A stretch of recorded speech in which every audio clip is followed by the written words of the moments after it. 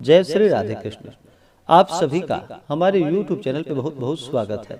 आइए सुनते हैं सोमवार व्रत की कथा। सोमवार का दिन भगवान भोलेनाथ को अति प्रिय है। जो भी सच्ची श्रद्धा के साथ नियम और निष्ठा के साथ सोमवार का व्रत करते हैं, सोमवार के दिन भगवान भोलेनाथ का पूजन करते हैं, भगवान भोलेनाथ उनकी सभी इच्छाओं को पूर्ण करते हैं। तो आइए सुनते हैं सोमवार व्रत की कथा। तो बोलिए प्रेम से भगवान भोलेनाथ की जय, माता पार्वती की जय। बहुत समय पहले की बात है कि एक नगर में एक बहुत ही धनी व्यापारी रहता था। दूर दूर तक उसका व्यापार फैला हुआ था। नगर में उस व्यापारी का सभी लोग बड़ा ही सम्मान किया करते थे। इतना सब कुछ होने के बाद भी वह व्यापारी बहुत दुखी था, क्योंकि उस व्यापारी का कोई संतान यानी कि पुत्र नहीं था।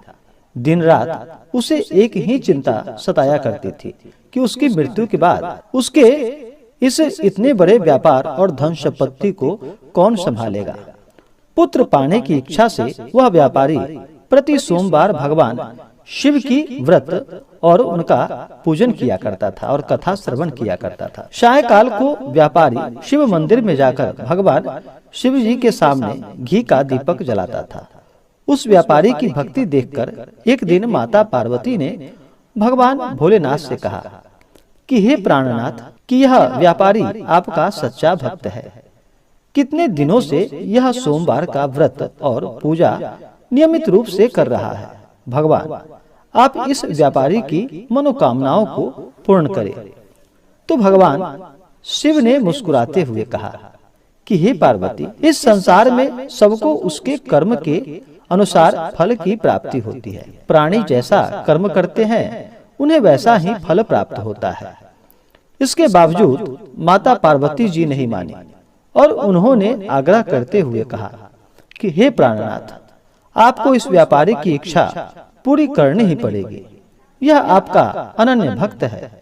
प्रति सोमवार आपका विधिवत व्रत रखता है और पूजा अर्चना के बाद आपको भोग लगाकर एक समय भोजन ग्रहण करता है। आपको इसे पुत्र प्राप्ति का वरदान देना ही होगा।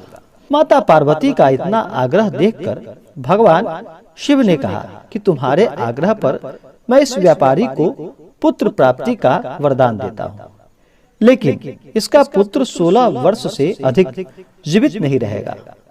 उसी रात भगवान शिव ने उस व्यापारी को स्वप्न में दर्शन देकर उसे पुत्र प्राप्ति का वरदान दे दिया और उसके पुत्र के 16 वर्ष तक जीवित रहने की बात भी बताई। भगवान के वरदान से व्यापारी को खुशी तो बहुत हुई, लेकिन पुत्र की अल्प आयु की चिंता ने उस खुशी को समाप्त कर दिया। व्यापारी पहले की तरह सोमवार का विधिवत व्रत करता रहा।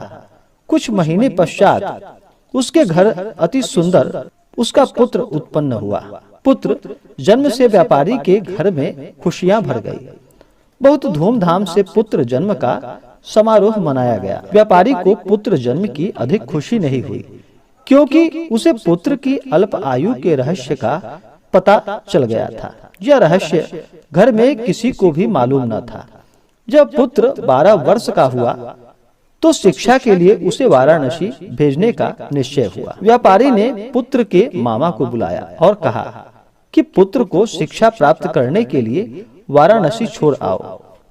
लड़का अपने मामा के साथ शिक्षा प्राप्त करने के लिए चला गया। रास्ते में जहाँ भी मामा और भांजा रात्रि विश्राम के लिए ठहरते, वहीं यज्ञ करते और ब्राह्मणों को भोजन कराते थे। लंबी यात्रा के बाद मामा और भांजा एक नगर में पहुंचे। उस नगर के राजा की कन्या के विवाह की खुशी में पूरे नगर को सजाया गया था। निश्चित समय पर बारात आ गई, लेकिन वर का पिता अपने बेटे के एक आंख से काने होने के कारण बहुत चिंतित था। उसे इस बात का भय सता रहा था कि राजा को इस बात का पता चलने पर कहीं वह विवाह से इनकार न कर दे, इससे उसका अपमान होगा। वर के पिता ने लड़के को देखा तो उसके मस्तिष्क में एक विचार उत्पन्न हुआ। उसने सोचा कि क्यों न मैं इस लड़के को दूल्हा बनाकर राजकुमारी से विवाह करवा दूं। विवाह के बाद इसको धन देकर विदा कर दूंगा और राजकुमारी को अपने नगर में ले जाऊंगा। वर के पिता ने इसी संबंध में मामा से बात की। मामा ने धन मिलने के लालच में वर के पिता की बात स्वीकार कर ली। लड़के को दूल्हे के वस्त्र पहनाकर राजकुमारी से विवाह करा दिया गया। राजा ने बहुत सारा धन देकर राजकुमारी को विदा किया। लड़का जब लौट रहा था तो सच नहीं छिपा सका और उसने राजकुमारी की ओढ़नी पर लिख दिया, राजकुमारी, तुम्हारा विवाह तो मेरे साथ हुआ था। मैं तो वाराणसी में शिक्षा प्राप्त करने जा रहा हूँ। अब तुम्हें इस नवयुवक की पत्नी बनना पड़ेगा। वह कान्हा है। जब राजकुमारी ने अपनी ओढ़नी पर लिखा हुआ पढ़ा तो उसने काने लड़के के साथ जाने से इनकार कर दिया। राजा ने सब बातें जानकर राजकुमारी को महल में रख लिया। उधर लड़का अपने मामे के साथ वाराणसी पहुंच गया। गुरुकुल में पढ़ना शुरू कर दिया। जब उसकी आयु 16 वर्ष पूरी हुई तो उसने एक यज्ञ किया। यज्ञ की समाप्ति पर ब्राह्मणों को भोजन कराया और खूब अन्न, वस्त्र आदि का दान किया। रात्रि को अपने शयन कक्ष में सो गया। शिव के वरदान के अनुसार शयना अवस्था में ही उसके प्राण उड़ गए। सूर्योदय पर मामा भांजे को मृत देखकर रोने और पीटने लगा। आसपास के लोग भी एकत्र होकर दुख प्रकट करने लगे। मामा के रोने और विलाप करने के स्वर समीप से गुजरते हुए भगवान शिव और माता पार्वती ने भी सुनी। पार्वती जी ने भी भगवान से कहा कि हे प्राणनाथ, मुझसे इसके रोने के स्वर अब मुझसे सहन नहीं हो रहा। आप इस व्यक्ति के कष्ट अवश्य दूर कर दें। भगवान शिव ने पार्वती जी के साथ अदृश्य रूप में समीप जाकर देखा तो पार्वती जी बोली कि हे पार्वती, यह तो उसी व्यापारी का पुत्र है। मैंने इसे 16 वर्ष की आयु का वरदान ही दिया था। इसकी आयु तो पूरी हो चुकी है। पार्वती जी ने फिर भगवान शिव से निवेदन किया कि हे प्राणनाथ, आप इस लड़के को जीवित करें, नहीं तो इसके माता पिता पुत्र की मृत्यु के कारण रो रो कर अपने प्राणों को भी त्याग देंगे। इस लड़के का पिता तो आपका परम भक्त है। वर्षों से सोमवार का व्रत करते हुए आपको भोग लगा रहा है। पार्वती के आग्रह पर भगवान शिव ने लड़के को जीवित होने का वरदान दे दिया और कुछ ही पल में वह जीवित होकर उठ बैठा।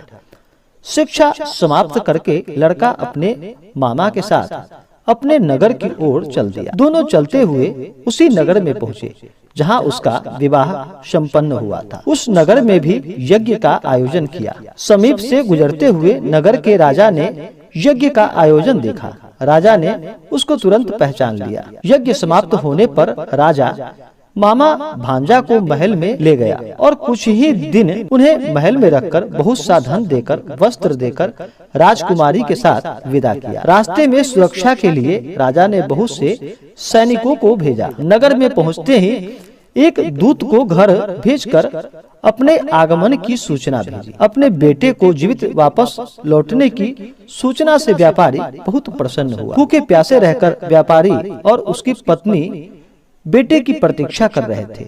उन्होंने प्रतिज्ञा कर रखी थी कि यदि उन्हें अपने बेटे की मृत्यु का समाचार मिला तो दोनों अपने प्राणों को त्याग देंगे। व्यापारी अपनी पत्नी और मित्रों के साथ नगर के द्वार पहुंचा।